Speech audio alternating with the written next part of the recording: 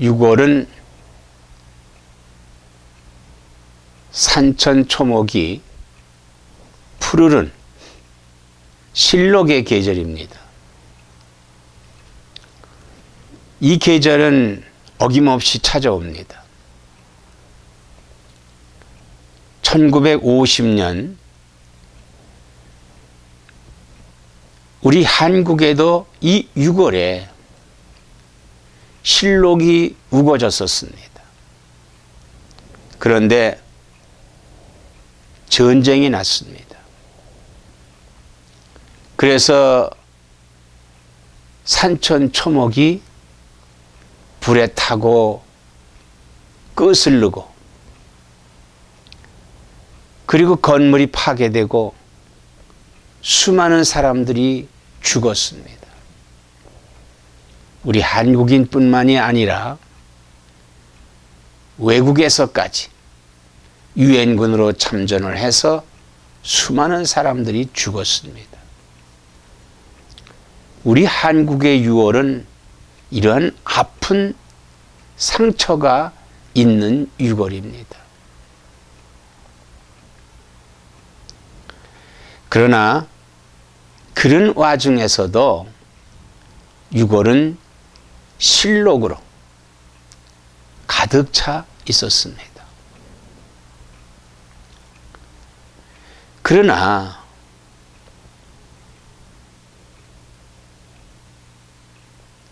푸르른 6월이었지만은 우리 한국인의 삶은 슬픔의 삶이었습니다. 가족을 뿔뿔이 흩어지고 가족 중에 잃은 자와 그리고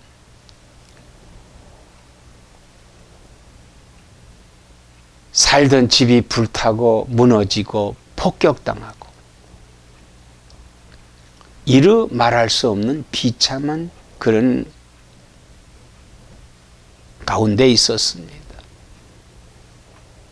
사람들의 삶은 희망이 없었고 사람들은 소망이 없었던 그 시대입니다. 그 시대예요. 오늘 우리가 읽은 성경을 보면은 에스겔 선지자가 활동했던 시대가 있었습니다. 바로 그들은 바벨론으로 포로가 돼서 바벨론에 끌려가서 노예가 됐던 시대였습니다. 암울한 그런 시대였지요. 그래서 이 성경에 보면은 그 시대 상황은 골짜기에 마른 뼈와 같은 죽은 인생으로 표현하고 있습니다. 하나님께서 에스겔이라는 선지자를 데리고 그 골짜기로 가십니다. 수많은 뼈들이 앙상하게 그 골짜기에 꽉 들어차 있는 겁니다. 그래서 하나님께서 에스겔에게 묻습니다. 이 뼈들이 능히 살 수 있겠느냐? 참, 이 말에 에스겔이 무엇이라고 대답할 수 있겠습니까?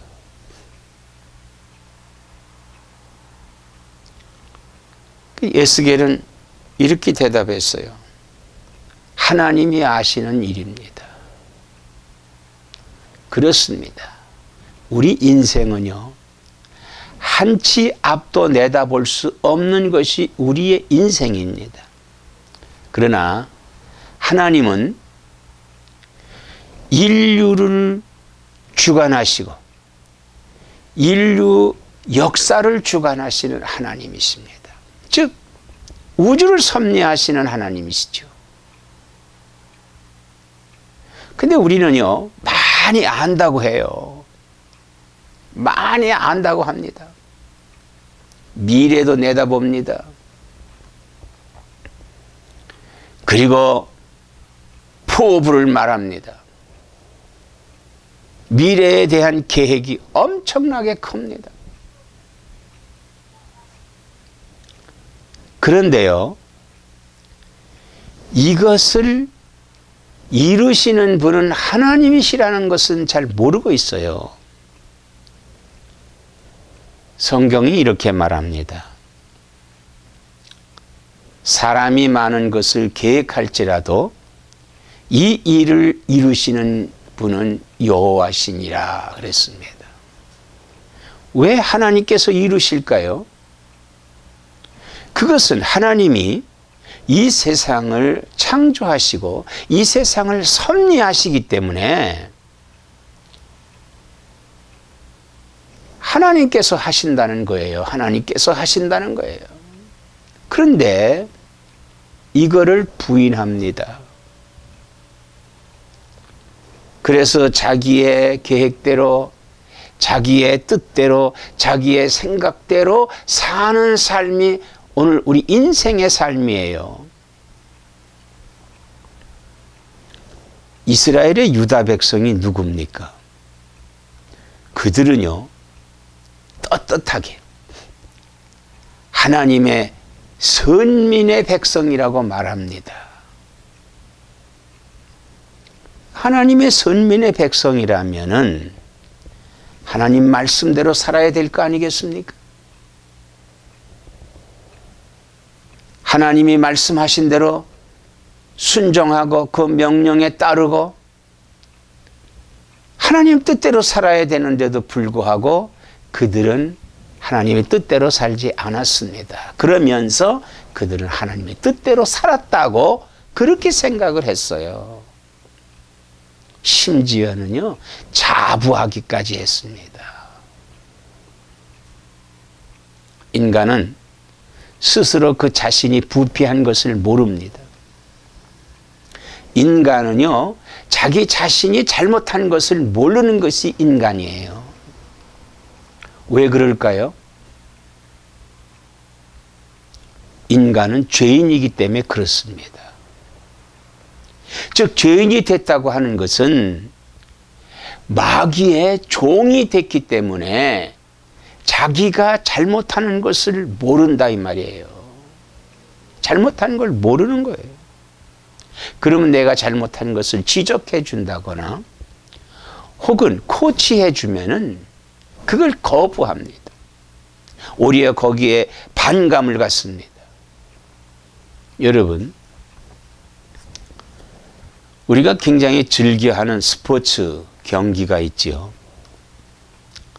한 사람이 하는 경기든 두 사람, 세 사람, 여러 사람이 하는 경기든 간에 이 경기에는 항상 코치가 있습니다. 코치가 있어요. 그 선수의 재능도 중요하지만은 그 코치가 어떻게 가르치느냐, 그리고 어떤 작전을 가지고 그 경기에 임하느냐에 따라서 그 경기에 승패가 이루어진다고 하는 사실을 우리가 알아야 돼요. 각자가 자기가 재능이 있다고 해서 자기 마음대로, 자기 뜻대로 행할 때 그 경기는 결코 승리를 가질 수 없는 것입니다. 우리 인생도 그렇습니다. 내가 머리가 좋아서 공부를 잘했다든지 혹은 좋은 아이디어를 잘 발휘해서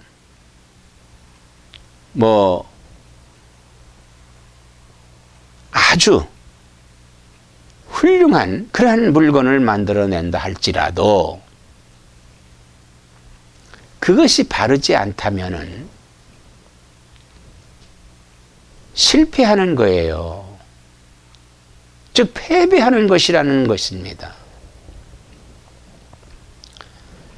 특히요,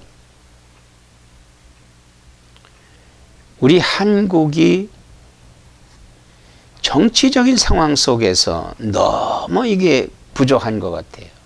다 잘났습니다. 다 자기는 죄가 없어요.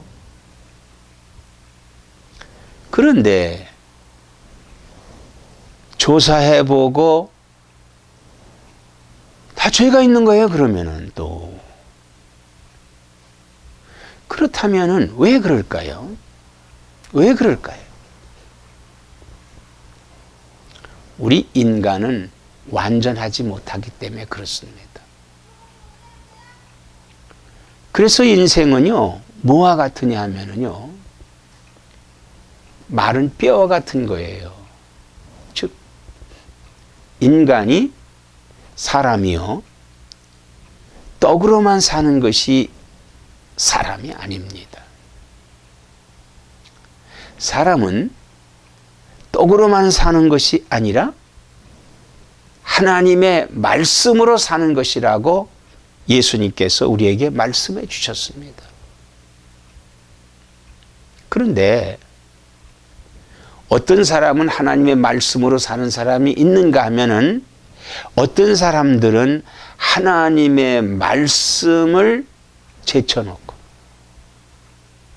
부정하고 사는 사람들이 많이 있습니다. 그러면서 나를 따라오라 그러는 거예요. 그러면서 나를 따라오라는 겁니다. 예수님은 나는 길이요 진리요 생명이니 나로 말미암지 않고는 아버지께로 올 자가 없느니라 이렇게 말씀을 했습니다. 주님이 우리를 따라오게 하는 것은요, 우리를 따라오게 하는 것은 생명을 주시기 위한 거예요. 인생은 죄로 말미암아서 다 멸망의 길로 가고 있습니다. 그런데 그걸 모르는 것이 문제지요. 그걸 모르는 것이 불행이다 이 말입니다.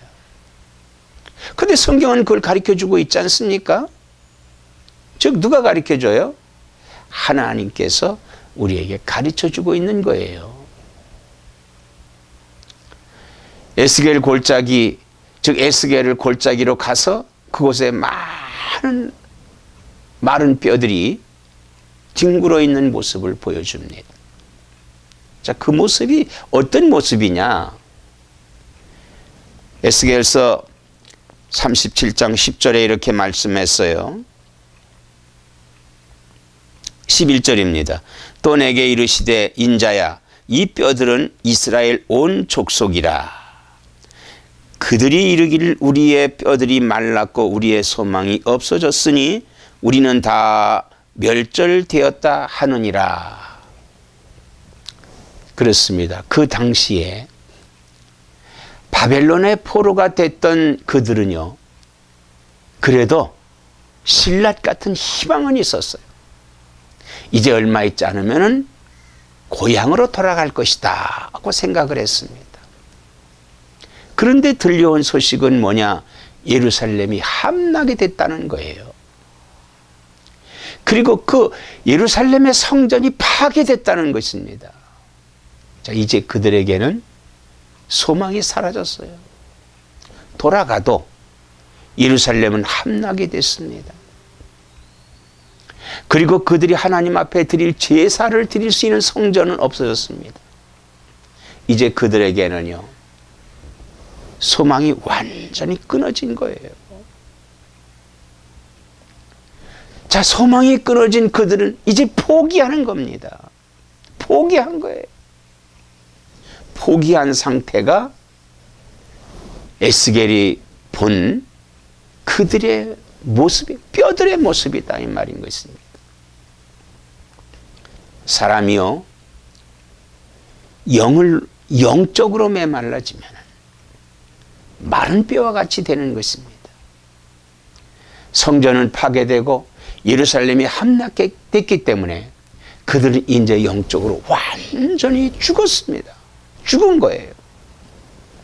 사람이 떡으로만 사는 것이 아니고 하나님의 말씀으로 사는 것인데, 이제 말씀을 받아야 할 것, 말씀을 실행해야 할 곳, 성전은 이제 완전히 파괴됨으로 말미암아서 그들은 마른 뼈와 같은 그러한 죽은 자가 되고 만 것입니다. 사랑하는 여러분, 오늘 우리는요, 영적이 끊어지면은 완전히 죽은 자입니다. 마른 뼈 같은 그런 사람이 되는 것입니다. 깨달아야 돼요. 깨달아야 돼야 됩니다. 바로 하나님께서 에스겔에게 이 뼈들이 살겠느냐라고 물으신 거예요. 그러니까 에스겔은 하나님이 아십니다. 그렇습니다. 우리를 치료할 수 있는 것은, 우리가 살아날 수 있는 그것은 하나님께서 제시해 주십니다. 하나님께서 뭐라고 제시합니까? 4절부터 보면은 또 내게 이르시되 너는 이 모든 뼈에게 대언하여 이르기를 너희 마른 뼈들아 여호와의 말씀을 들을지어다. 이렇게 말씀을 하셨어요. 하나님께서 우리에게 말씀을 주셨습니다. 즉 성경을 우리에게 주신 거예요. 이 말씀을 들으라는 것입니다. 귀 있는 자들은 들을지어다 이렇게 예수님께서 말씀을 했어요. 세상에 뉴스 있지요. 이런 거 다 들어요. 유언비 얻어 듣고 뭐 갖가지의 풍문과 소문 이런 것들 듣고요. 사람들이 막 감정을 움직여요. 그래서 또 사람이 죽고 비관하고 막 이런 일들이 부지기수로 지금 세상에서 일어나고 있지 않습니까? 그런데 하나님의 말씀을 듣는 사람들은 적다 이 말이에요. 이 말씀을 들어야 되는데 이 말씀이 우리의 영혼을 소생시키시고 우리에게 죽은 소망을 살리시는 말씀인데 이 말을 들으라고 하지 않아요. 그래서 예수님은 말씀합니다. 귀 있는 자는 성령이 하시는 말씀을 들을지어다 이렇게 말씀하고 계셨습니다.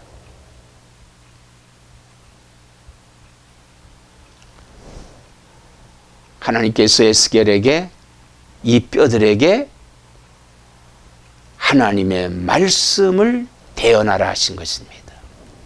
그렇습니다. 너희는 때를 얻든지 못 얻든지 하나님의 말씀을 전하라 이렇게 말씀을 했어요. 듣든지 말든지 오늘 하나님의 말씀을 전하는 대언자들은 전해야 됩니다. 전해야 돼요. 개인적으로도 전해야 되겠고 문자를 통해서도 전해야 되겠고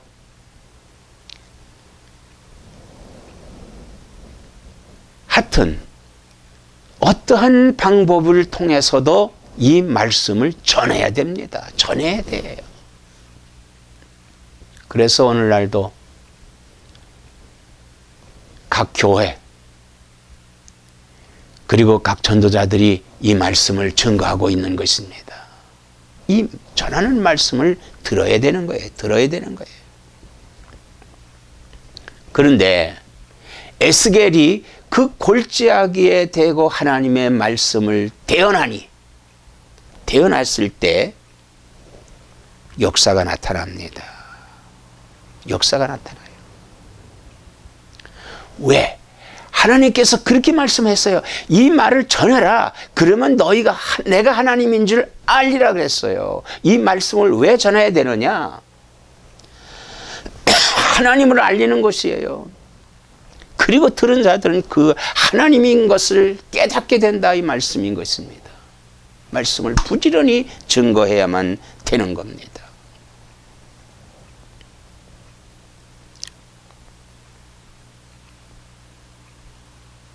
7절에 이에 내가 명령을 따라 대언하니 대언할 때 소리가 나고 움직이며 이 뼈 저 뼈가 들어맞아 뼈들이 서로 연결되더라. 연결되더라 그랬어요. 하나님의 말씀은 운동력이 있기 때문에 날선 금과 같다고 그랬어요.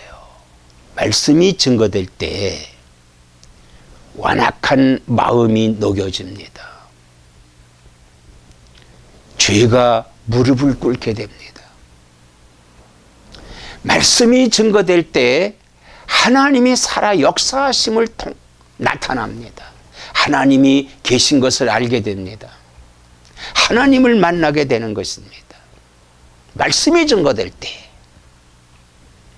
그래서 이 말씀은 선포되어야 되고 이 말씀은 증거되어야 된다고 하는 사실입니다.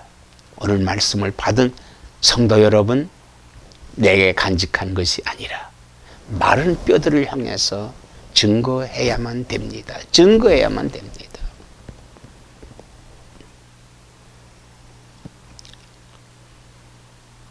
8절에 내가 또 보니 그 뼈에 힘줄이 생기고 살이 오르며 그 위에 가죽이 덮이나 그 속에 생기는 없더라. 말씀을 증거하니까 죽은 영혼이 살아나기는 살아났어요. 근데 그 속에 생기가 없었다는 얘기입니다. 생기가 없어요. 생기가 뭡니까? 생기는요, 하나님께서 사람을 창조하실 때 흙으로 빚었지요. 흙으로 빚었습니다.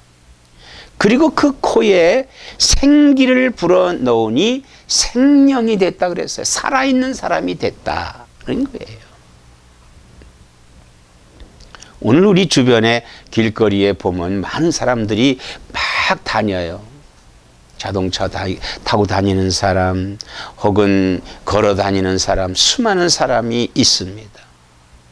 그런데요, 생기가 없는 사람도 있어요.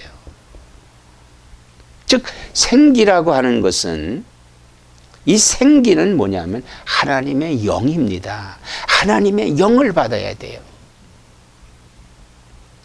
세상 사람들이 예수님이 누구냐 이렇게 물으면 훌륭한 분이라고 그래요. 선지자라고 그래요. 사랑의 사도라고 합니다. 그러나 그에게는 생기가 없어요. 어떤 사람은 잘난 체하고 성경도 강해를 합니다. 예수 안 믿으면서요. 즉 예수 안 믿는다는 것은 크리스찬이 되지 않았다는 거예요. 크리스찬은 누굽니까? 교회 다니는 사람이 크리스찬이에요. 교회 안 다녀요. 예수를 구주로 영접하지 않았어요. 그렇기 때문에 교회를 안 다니죠. 그러면서 성경을 안다는 거예요. 얼마나 가소로운 일입니까?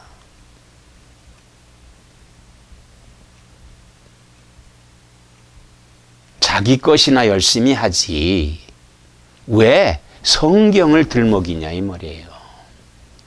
자기 거 열심히 하면 돼요. 자기 거. 또 예수 믿는 사람들, 예수 믿는다고 하면서 생기가 없는 사람들이 있습니다. 예수 믿는다고 교회 다니면서 온갖 추잡한 일 다 하는 사람들이 있어요.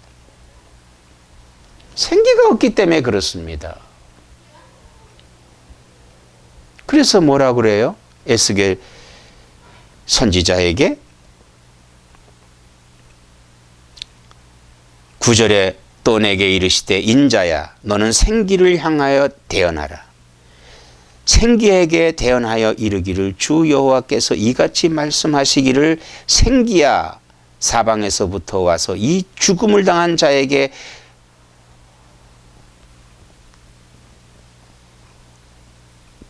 붙어서 살아나게 하라 하셨다 하라 이렇게 말씀을 하셨어요.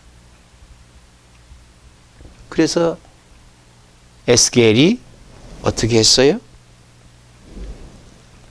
이에 내가 그 명령대로 대언하였더니 생기가 그들에게서 들어가매 그들이 곧 살아나서 일어나 서는데 극히 큰 큰 군대더라 그랬습니다. 예수님의 제자들도요, 3년여 반 동안 예수님과 함께 동고동락하면서 말씀을 배우고 기사와 이적을 눈으로 보고 체험도 했습니다. 그런데도 그들은 예수님을 믿지를 못했어요. 즉, 예수님이 십자가에 죽으시고 다시 살아난다고 하는 그 부활을 믿지 못한 거예요. 그러나 예수님은 다시 살아나셨습니다. 십자가에 죽으시고 우리 죄를 대속하시고 그들을 보는 앞에서, 그리고 무덤에 장사됐습니다. 그리고 다시 살아나셨어요. 다시 살아나셨습니다. 이것도 또 못 믿는 거예요. 그때도 못 믿는 거예요.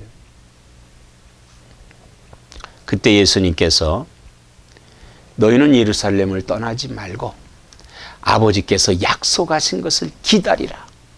기다리라. 그 약속이 뭐냐면 성령이에요. 성령. 이 성령이 뭐냐 하면요, 죽은 영혼을 살리는 하나님의 영이십니다. 우리에게 다시 생기를 불어넣어 주시는 거예요.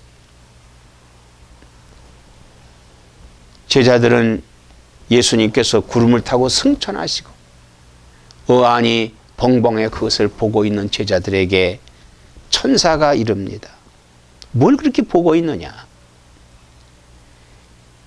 구름을 타고 가시는 주님을 너희가 보듯이 주님은 다시 오신다.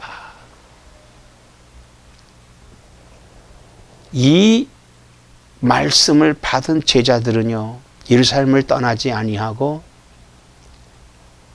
그들이 어느 장소에 모여서 기도하기 시작을 했어요. 그래서 11사도와 120여 명 정도가 모여서 기도했습니다. 그리고 열흘 되는 날 성령이 강림한 거예요. 성령이 강림을 했습니다. 바람 같은 불 같은 성령이 그들이 기도하고 있는 그곳에 가득하고 그들의 머리 위에 이 역사가 나타나서 뜨겁고 흔들리는 역사 속에 그들이 성령을 받고 성령 충만함을 받게 됐습니다. 변화가 났습니다. 두려웠던 그들이, 피해 있던 그들이 세상으로 나간 겁니다. 나가서 예수 그리스도를 증거하는 거예요. 예수님을 증거합니다. 예수님의 부활을 증거합니다. 예수님이 다시 오신다는 말씀을 증거합니다. 그때 사람들은요, 야, 저 사람들이 대낮에 새술에 취했다. 이렇게 표현을 했습니다.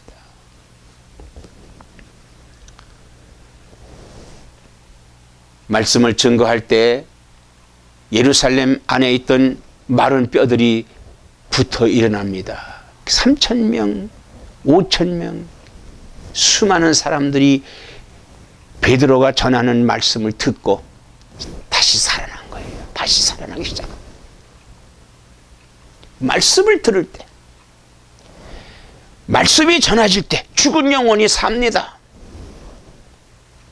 우리 한국이 6.25로 폐허가 됐지만 하나님의 말씀이 한국 강산을 메아리치고 말씀이 증거될 때 한국이 재건되는 놀라운 역사가 나타났습니다.